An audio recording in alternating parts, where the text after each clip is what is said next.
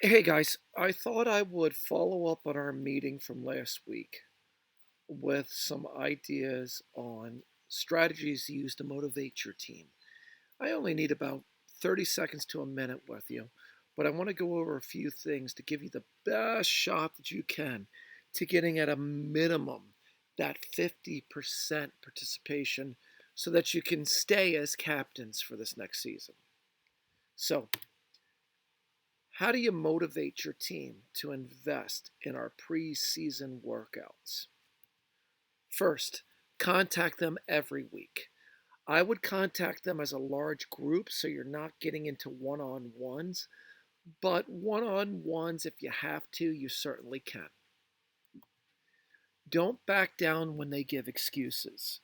You are going to have people on the team who will not want to attend, and they will come up with probably any of these three reasons why. First, they'll say, I have to work. This is going to be your most common response. Everybody is working during the summer. Your response to this is to first tell them a story. Tell them about me, how in the 1980s I used to work 10-hour shifts, get home at 6:30, eat dinner, have a nap, and then go and work out until 9:30 or 10 o'clock at night, only to come home, go to bed, and get up and do it all over again. Uh, yeah, I had a job, I was training for football, and I had a girlfriend at the time too. So I was able to balance all of those things. So having to work, being tired after work, it's not an excuse that you should accept. Now, if you can't get them there because of work, remind them that there is an at home workout to do, and there's also an at home version of the leadership lessons. Both of these things are under Team Snap in a video that I sent out explaining how to find them. Second thing you're going to hear, I live too far away. We got a lot of people who do live outside of Oak Bank and a far reach away. Use the same technique again. Tell them a story.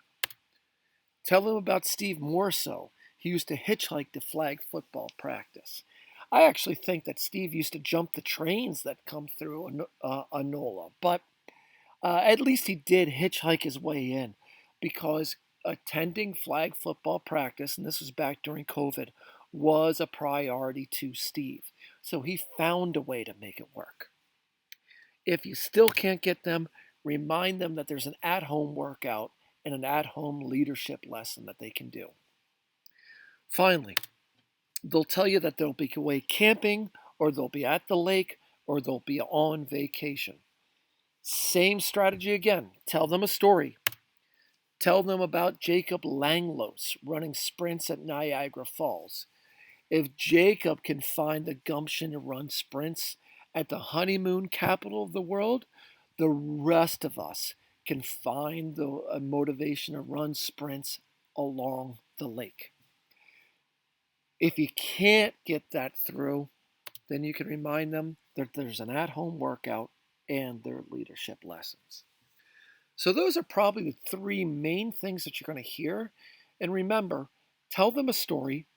And if that story doesn't ring home to them, remind them that there's the at home version of both the workout and the leadership lesson. Now, also have a plan to compensate for your ghosts. You're going to have guys on your squad that you know no matter what you do, they are not going to attend. Here's how you compensate for that. First, get parents to come out, even if it's your own parents. They can sit in the car and watch the sprints. They can be in the background of the Zoom lesson. Each parent that attends counts as a person towards your percentages. So let's say I'm Braden Allen and I've got somebody on my team who's just not showing up. If I get mom and dad to be there in the background of the Zoom meeting that I'm running or a Zoom meeting that I'm attended, those two parents count for attendance. So it goes to bolster your percentages. And don't forget about the extra credit option. If you think you're doing something that's positive, that goes to building our team, suggest it to me. And if I feel it's worthwhile, I'll give you credit for somebody attending for the extra credit that you did, even if they're not there. All right, my guys, leadership is not for everybody. And the hardest part about leadership is herding cats. And that means trying to get people to do something that they wouldn't do naturally. Be a leader, motivate, inspirate, and if you can't do those things, remind them that they have an option that they can do. But above all else, do not accept excuses.